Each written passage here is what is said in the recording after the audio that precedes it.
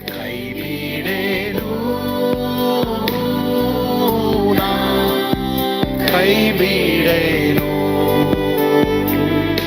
ಆ ಮಾತು ಹೇಳಿದ ತಾ ಹೇಳಿದ ನಲ್ಲವೇ ನಾ ಕೈಬಿಡೇನು ನಾ ಕೈಬಿಡೇನು ಆ ಮಾತು ಹೇಳಿದ ತಾ ಹೇಳಿದ ನಲ್ಲವೇ. ಯೇಸು ಕೈಬಿಡನು ದೈನಂದಿನ ಸತ್ಯವೇದ ಅಧ್ಯಯನಕ್ಕೆ ನಿಮ್ಮೆಲ್ಲರನ್ನು ಆಹ್ವಾನಿಸುತ್ತೇನೆ. ಪ್ರಿಯರೇ, ಈ ದಿನದಿಂದ ಈ ಒಂದು ಸಂದೇಶ ಯೆರೂಸಲೇಮಿನಲ್ಲಿ ವಾಸಿಸುವುದಕ್ಕೆ ಮನಸ್ಸು ಮಾಡಿರಿ ಎಂಬಂಥ ಸಂದೇಶ ಕೇಳಿಸ್ಕೊಳ್ತೀರ. ಇದು ನಿಜವಾಗಲೂ ನಮ್ಮ ಸಭೆಯಲ್ಲಿ ಪ್ರಸಂಗ ಮಾಡಿದಾಗ ಎಲ್ಲರಿಗೂ ಆಶೀರ್ವಾದ ಉಂಟಾಯಿತು, ನಿಮಗೂ ಸಹ ಆಶೀರ್ವಾದ ಉಂಟಾಗ್ತದೆ. ಕೇಳಿಸ್ಕೊಳ್ರಿ, ನಂಬ್ರಿ. ಆಮೇಲೆ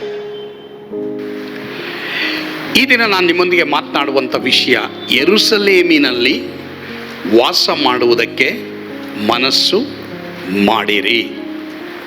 ಡ್ವೆಲ್ ಇನ್ ಜೆರುಸಲೇಮ್. ಈ ಒಂದು ಟೈಟಲ್ ಮೇಲೆ ನಾನು ನಿಮಗೆ ದೇವರ ವಾಕ್ಯವನ್ನು ಹಂಚಲಿಕ್ಕೆ ಇಷ್ಟಪಡ್ತೇನೆ.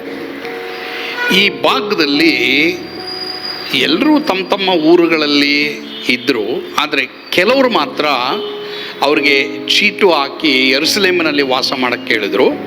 ಆದರೆ ಇನ್ನೂ ಕೆಲವರು ಸ್ವೇಚ್ಛೆಯಿಂದ ಯೆರೂಸಲೇಮಿನಲ್ಲಿ ವಾಸ ಮಾಡೋದಕ್ಕೆ ಮನಸ್ಸು ಮಾಡಿದ್ರು. ಅದರಿಂದಲೇ ಜನರು ಅವ್ರನ್ನ ಆಶೀರ್ವಾದ ಮಾಡಿದ್ರು. ಈಗ ಎಲ್ಲಿ ಬೇಕಾದರೂ ಮನೆ ಕಟ್ಬೋದು, ಎಲ್ಲಿ ಬೇಕಾದರೂ ವಾಸ ಮಾಡ್ಬೋದು, ಅದು ಬೇರೆ ವಿಷಯ, ಅವರವ್ರಿಗೆ ಬಿಟ್ಟಿದ್ದು.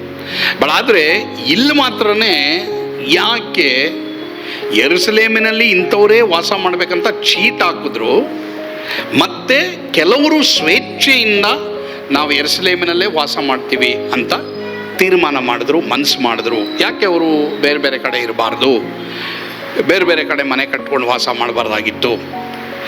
ಇದಕ್ಕೆ ಒಂದು ಕಾರಣ ಇದೆ.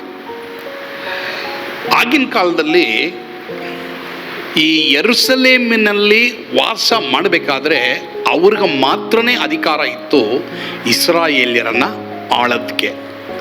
ಅದರಿಂದನೇ ಆಳುವವರು ಮಾತ್ರವೇ ಇಸ್ರಾಯೇಲ್ಯರ ಮೇಲೆ ಅವರನ್ನು ಶತ್ರುಗಳು ಬರುವಾಗ ಅವರನ್ನು ಧ್ವಂಸ ಮಾಡೋದಕ್ಕೂ ಮತ್ತು ಇಸ್ರಾಯೇಲರಿಗೆ ಗವರ್ನೆನ್ಸ್, ಅವ್ರನ್ನ ಆಳ್ವಿಕೆ ಮಾಡಲಿಕ್ಕೆ ನೇಮಿಸಲ್ಪಟ್ಟವರು ಮಾತ್ರನೇ ಯೆರೂಸಲೇಮಿನಲ್ಲಿ ವಾಸ ಮಾಡ್ಬೋದಾಗಿತ್ತು. ಹೀಗಾಗಿ ಸೆರೆಯಿಂದ ಬಂದಂಥ ಸೆರೆಯಾಳುಗಳು ಇಸ್ರಾಯೇಲರು ಇವ್ರನ್ನ ಆಯ್ಕೆ ಮಾಡಿ ಕೆಲವ್ರನ್ನ ಅಲ್ಲಿ ಅಪಾಯಿಂಟ್ ಮಾಡ್ತಾಯಿದ್ರು. ಆದರೆ ಕೆಲವರು ಸ್ವೇಚ್ಛೆಯಿಂದ ಎಲ್ಲ ಸ್ವಾರ್ಥತೆಯನ್ನು ಬಿಟ್ಟು ನಮಗೆ ಯಾವುದು ಬೇಡಪ್ಪ, ನಾವು ಯೆರೂಸಲೇಮಿನಲ್ಲೇ ವಾಸ ಮಾಡ್ತೀವಿ ಎಂಬುದಾಗಿ ಅವರು ತೀರ್ಮಾನ ಮಾಡಿದ್ರು. ಹಾಗಾದರೆ ಯೆರೂಸಲೇಮಿನ ಅರ್ಥ ಏನು? ಎರಡು ಅರ್ಥ ಇದೆ ಅದಕ್ಕೆ. ಒಂದು, it's A city of piece, ಸಮಾಧಾನದ ನಗರ ಎಂಬುದಾಗಿ ನಾವು ನೋಡ್ತೇವೆ. ಎರಡನೇ ಅರ್ಥ ಯೆರೂಸಲೇಮಿಗೆ ಫೌಂಡೇಶನ್ ಆಫ್ ಪೀಸ್ ಅಥವಾ ಸಮಾಧಾನದ ಅಸ್ಥಿವಾರ ಎಂಬುದಾಗಿ ನಾವು ಹೇಳ್ತೀವಿ. ಹಾಗಾದರೆ ಈ ಒಂದು ಯೆರೂಸಲೇಮಿನಲ್ಲೇ ವಾಸ ಮಾಡುವುದಕ್ಕೆ ಅವರು ತೀರ್ಮಾನ ಮಾಡಿದ್ರು, ಅದರಿಂದಲೇ ಜನ ಅವ್ರನ್ನ ಆಶೀರ್ವಾದ ಮಾಡಿದ್ರು. ಹಾಗಾದರೆ ಈ ಯೆರೂಸಲೇಮಿಗೆ ಈ ಎರಡು ಅರ್ಥ, ಸಮಾಧಾನದ ನಗರ, ಸಮಾಧಾನದ ಅಸ್ಥಿವಾರ ಎಂಬುದಾಗಿ ಹೇಳಬೇಕಾದ್ರೆ, ಇದು ಹೊಸ ಒಡಂಬಡಿಕೆಯ ದೇವ ಮಕ್ಕಳಾದ ನಮಗೆ ಆತ್ಮೀಕವಾಗಿ ಏನನ್ನ ಮಾತಾಡ್ತಾ ಇದೆ ಎಂಬುದಾಗಿ ನಾವು ನೋಡಬೇಕಾದ್ರೆ, ಯೆರೂಸಲೇಮ್ ಅಂದರೆ ಸಮಾಧಾನ ಪ್ರಭುವಾದ ಯೇಸುವಿನಲ್ಲಿ ನೀನು ಇದ್ದುಕೊಂಡು ಸಮಾಧಾನವಾಗಿ ಜೀವಿಸೋದಕ್ಕೆ ನೀನು ತೀರ್ಮಾನ ಮಾಡಬೇಕು. ಇಷ್ಟ ಬಂದಾಗೆ ನೀನು ಜೀವಿಸಬಾರದು. ನೀನು ಜೀವಿಸಬೇಕಾಗಿದ್ದು ಸಮಾಧಾನ ಪ್ರಭುವಾದ ಯೇಸುವಿಗೆ ನಿನ್ನ ಹೃದಯವನ್ನು ಕೊಟ್ಟು ಮಾತ್ರವಲ್ಲದೆ ಆತನ ಒಂದು ಸಮಾಧಾನದಲ್ಲಿ ಪ್ರತಿದಿನ ನೆಲೆ ಆಗಿರೋದಕ್ಕೆ ಯಾವಾಗ ನೀನು ತೀರ್ಮಾನ ಮಾಡ್ತೀವೋ, ನಿನಗೆ ಶಾಪಗಳೆಲ್ಲ ಆಶೀರ್ವಾದವಾಗಿ ಮಾರ್ಪಡುತ್ತೆ. ಮಾತ್ರವಲ್ಲದೆ ನಿನ್ನ ಜೀವಮಾನದಲ್ಲಿ ನೆಗೆಟಿವ್ ಎಲ್ಲ ಪಾಸಿಟಿವ್ ಆಗಿ ಮಾರ್ಪಡಿಸೋದಕ್ಕೆ ದೇವರ ಕೈನಲ್ಲಿ ಸಾಧ್ಯ. ಪ್ರೊವೈಡೆಡ್ ನೀನು ಯೆರೂಸಲೇಮಿನಲ್ಲಿ ವಾಸ ಮಾಡಬೇಕು. ಅಂದರೆ ನಾನು ನೀನು ಯೇಸುವಿನಲ್ಲಿ ವಾಸ ಮಾಡಬೇಕು. ಅದಕ್ಕೆ ರೋಮ 8:1 ಬರೆದಿದೆ, ಯಾರ್ಯಾರು ಕ್ರಿಸ್ತ ಯೇಸುವಿನಲ್ಲಿ ಇದ್ದಾರೋ ಅವರಿಗೆ ತೀರ್ಪಿಲ್ಲ. ಪರಲೋಕಕ್ಕೆ ಹೋದರೆ ನಿನ್ನ ಮೇಲೆ ಎಲ್ಲ ತಪ್ಪೋರ್ಸಲ್ಲ ದೇವರು, ನೀ ಕ್ರಿಸ್ತ ಯೇಸುವಿನಲ್ಲಿ ಇದ್ದರೆ. 7 ವರ್ಷ ಇಲ್ಲಿ ಕ್ರಿಸ್ತ ವಿರೋಧಿ ಆಳ್ವಿಕೆ ಇರ್ತದೆ, ಬಟ್ ಆದರೆ 7 ವರ್ಷ ಅಲ್ಲಿ ದೇವ ಮಕ್ಕಳಾದ ನಮಗೆ ದೇವರು ಪ್ರತಿಫಲಗಳನ್ನು ಕೊಡ್ತಾರೆ. ಆ ಟೈಮಲ್ಲಿ ದೇವರು ಬಂದ್ಬಿಟ್ಟು, ಅನ್ನ ಸಿಸ್ಟರ್, ಶಿಲ್ಪ, ಪ್ರೀತಿ, ಕೀರ್ತಿ, ಈ ಕಡೆ ಜಗದೀಶು, ಮಹೇಶು, ಮತ್ತು ಯಾರಪ್ಪ ನಮ್ಮ ಸಿಮಿಯೋನು, ಮುನ್ರಾಜ್, ಸೊ ನೀನು ಈ ತಪ್ಪು ಮಾಡಿದೆ, ಇದು ಮಾಡಿದೆ, ನೀನು ಸರಿ ಇಲ್ಲ ಅಂತ ದೇವರು ಹೇಳಲ್ಲ. ನಿನ್ನ ಪಾಪ ಅವ್ರಿಗೆ ಕ್ಷಮಿಸ್ಬಿಟ್ಟಿದ್ದಾರೆ, ನಿನ್ನ ತೊಳೆದು ಶುದ್ಧ ಮಾಡಿದ್ದಾರೆ. ಅದರರ್ಥ ನೀನು ಹೀಗೆ ಪಾಪ ಮಾಡ್ಕೊಂಡು ಇರಬೇಕು ಅಂತಲ್ಲ. ಪಾಪ ಇಲ್ಲದೆ ಸಮಾಧಿಗೆ ಹೋಗ್ಬೇಕು, ಪಾಪ ಇದ್ಕೊಂಡು ಸಮಾಧಿಗೆ ಹೋಗಬಾರ್ದು. ಬಟ್ ಆದರೆ ಕ್ರಿಸ್ತ ಯೇಸುವಿನಲ್ಲಿ ನಾನು ನೀನಿದ್ರೆ ಖಂಡಿತವಾಗಿ ಪರಲೋಕಕ್ಕೆ ಹೋದಾಗ ದೇವರು ನಿನ್ನ ಯಾವ ತಪ್ಪನ್ನು ಅಲ್ಲಿ ನೆನಪು ಮಾಡ್ಕೊಳ್ಳಲ್ಲ, ಕ್ಷಮಿಸ್ಬಿಟ್ಟಿದ್ದಾರೆ, ತನ್ನ ರಕ್ತದಿಂದ ತೊಳೆದು ಶುದ್ಧ ಮಾಡಿದ್ದಾರೆ. ಹೀಗಾಗಿ ನಿನಗೆ ಅಪರಾಧ ನಿರ್ಣಯ ಇಲ್ಲ. ವೆರಿ ಗುಡ್, ಕೈ ಚಪ್ಪಾಳೆ ತಟ್ಟಿ ಅದಕ್ಕೆ ಸಂತೋಷ ಪಡಬೇಕಲ್ಲ. ಇದು 6 ಪಾಯಿಂಟ್ ಇದು ಅಲ್ವಾ? ನನಗೆ ನಿಮಗೆ ಸಂತೋಷ ಇರಬೇಕು. ಪರಲೋಕದಲ್ಲಿ ದೇವರು ವರಗಳು ಕೊಡಬೇಕಾದ್ರೆ ಅಥವಾ ದೇವರು ನನಗೆ ನಿನಗೆ ಪ್ರತಿಫಲಗಳು ಕೊಡಬೇಕಾದ್ರೆ ನಿನ್ನ ತಪ್ಪಿನ ಬಗ್ಗೆ ಅಲ್ಲಿ ಹೇಳಲ್ಲ. ಆದರೆ ಪ್ರತಿದಿನ ನಾನು ನೀನೇನು ಮಾಡಬೇಕು, ತಪ್ಪಿಲ್ಲದವರಾಗಿ ಜೀವಿಸೋದಕ್ಕೋಸ್ಕರವಾಗಿ ನೀನೇನು ಮಾಡಬೇಕು, ದೇವರ ಹತ್ರ ಪ್ರಾರ್ಥನೆ ಮಾಡಬೇಕು. ಮಾತ್ರವಲ್ಲದೆ ಪಶ್ಚಾತ್ತಾಪ ಪಡ್ತಾ ಇರಬೇಕು. ಅದಕ್ಕೋಸ್ಕರವಾಗಿಯೇ ಈ 52 ದಿನದ ಒಂದು ಪ್ರಾರ್ಥನೆಯನ್ನು ಏರ್ಪಡಿಸಲಾಗಿದೆ. ಎಲ್ಲೆಲ್ಲಿ ನಿನಗೆ ಯೇಸುವಿನಲ್ಲಿ ನೀನು ಇಲ್ವೋ, ಎಲ್ಲೆಲ್ಲಿ ನಾನು ದೇವರೊಂದಿಗೆ ಕನೆಕ್ಷನ್ ತಪ್ಪಿದೀವೋ, ಎಲ್ಲೆಲ್ಲಿ ನಾನು ದೇವರನ್ನ ಬಿಟ್ಟು ಜೀವಿಸ್ತಾ ಇದೀವೋ ಅದನ್ನು ಸರಿಪಡಿಸ್ಕೊಳ್ಳೋಕ್ಕೋಸ್ಕರವಾಗಿ ದೇವರು ನನಗೆ ನಿನಗೆ ಈ ಚಾನ್ಸ್ ಕೊಟ್ಟಿದ್ದಾರೆ. ಹೀಗಾಗಿ ಪ್ರಿಯರೇ, ವಾಕ್ಯ ನೋಡ್ರಿ, ವಾಕ್ಯದಲ್ಲಿ ನಿನ್ನ ಕಂಪೇರ್ ಮಾಡಬೇಕೆ ಹೊರತು ಬೇರೆಯವ್ರ ಹತ್ರ ಕಂಪೇರ್ ಮಾಡೋಕ್ಕೆ ಹೋಗಬೇಡ್ರಿ.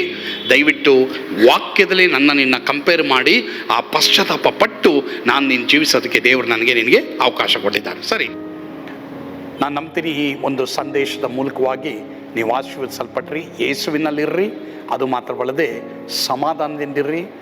ಸಭೆಯಲ್ಲಿ ನೀವು ಕ್ರಿಸ್ತನ ಮಕ್ಕಳೊಂದಿಗೆ ಅನ್ಯೋನ್ಯತೆ ಉಳ್ಳವರಾಗಿರಿ. ಕರ್ತನು ನಿಮ್ಮನ್ನು ಆಶೀರ್ವಾದ ಮಾಡ್ತಾರೆ. ಆಮೇನ್. ಪ್ರಾರ್ಥಿಸೋಣವಾ? ಪರಮ ಪ್ರೀತಿಯುಳ್ಳ ತಂದೆ ಆದ ದೇವರೇ, ಸ್ವಾಮಿ, ಯಾರ್ಯಾರು ಜೀವಿತದಲ್ಲಿ ದೇವರೇ ಹೋರಾಟದಲ್ಲಿ ಮಾತ್ರವಲ್ಲದೆ ಜಿಗುಪ್ಸೆಯಲ್ಲಿ ವೇದನೆಯಲ್ಲಿದ್ದಾರೋ, ದುಃಖದಲ್ಲಿದ್ದಾರೋ ದೇವರೇ, ಯಾರ್ಯಾರು ಎಲ್ಲ ಕಳಕೊಂಡವರಾಗಿ ತಂದೆಯಾದ ದೇವರೇ ಇವತ್ತು ನೋವಿನಲ್ಲಿದ್ದಾರೋ ಅವರಿಗಾಗಿ ನಾವು ಪ್ರಾರ್ಥಿಸ್ತೇವೆ. ಅಪ್ಪ, ನೀ ಕೃಪೆ ತೋರು, ದಯೆ ತೋರು.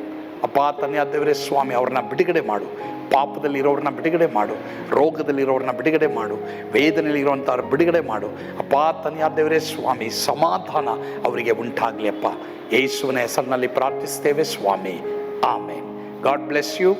ಸ್ವರ್ಗದ ಆನಂದ ನಿಮ್ಮೆಲ್ಲರನ್ನು ತುಂಬಿ ತುಳುಕಲಿ. ಆಮೇನ್.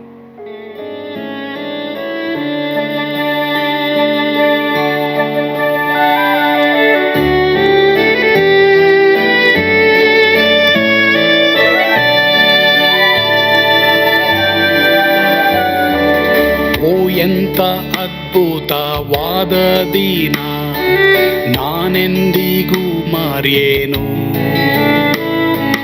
ಪಾಪಂಧಕಾರದೊಳ್ ಅಲೆದೇನ, ರಕ್ಷಕನ ಕಂಡೇನು.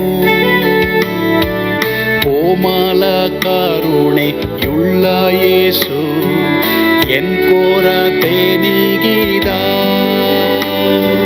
ಕತ್ತಲೆ ಹೋಯಿತು, ಜ್ಯೋತಿಯು ಮೂಡಿತು, ನಾನೀಗ ಧನ್ಯನಾದೆ. ಸ್ವರ್ಗದ ನಂದ ಎನ್ನಾತ್ಮ ತುಂಬಿತು,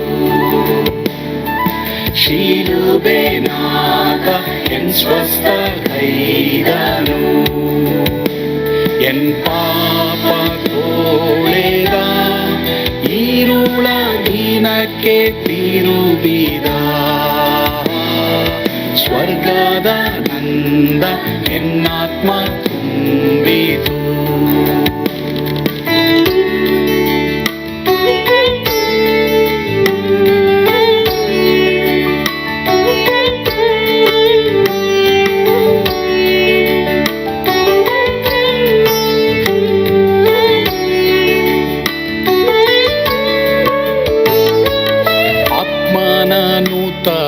ಜನ್ಮದಿಂದ ದೇವಪುತ್ರನಾದೇನು. ನೀತಿ ನಿರ್ಣಯವ ಹೊಂದಿದೇನು, ಭಾಗ್ಯವಂತನಾದೇನು. ಪಾಪಾತ್ಮನಾಗಿ ನಾ ಬಂದಾಗಲೇ ಆಶೀರ್ವಾದ ಸಿಕ್ಕಿತು. ಕೃಪೆಯ ಮೂಲವೇ ರಕ್ಷಣೆ ಹೊಂದಿದೆ, ಸುನಾಮ ಕೊಂಡಾಡುವೆ. ಸ್ವರ್ಗದ ನಂದ ಎನ್ನಾತ್ಮ ತುಂಬಿತು, ಶಿಲುಬೆನಾಗ ಎನ್ ಸ್ವಸ್ಥ ಕೈದನು. ಎನ್ ಪಾಪ ತೋಳೆದ, ಈರುಳ ದಿನಕ್ಕೆ ತಿರುಗಿದ. ಸ್ವರ್ಗದ ನಂದ ಎನ್ನಾತ್ಮ ತುಂಬಿತು.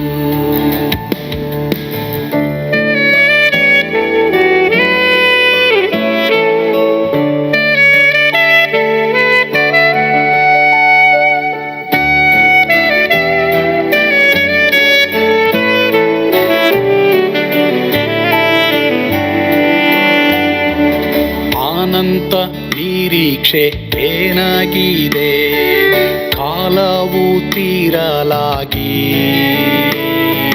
ಸ್ವರ್ಗದ ಭವ್ಯ ಬಿಡಾರದಲ್ಲಿ ನಿತ್ಯವಾಗಿ ಇರುವೆ.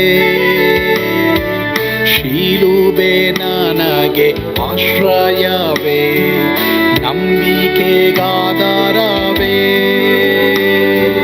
ನಿತ್ಯ ಐಶ್ವರ್ಯವ ದಿವ್ಯಾಶೀರ್ವಾದವ ಕರ್ತ ಇವನೇ ನಗೆ.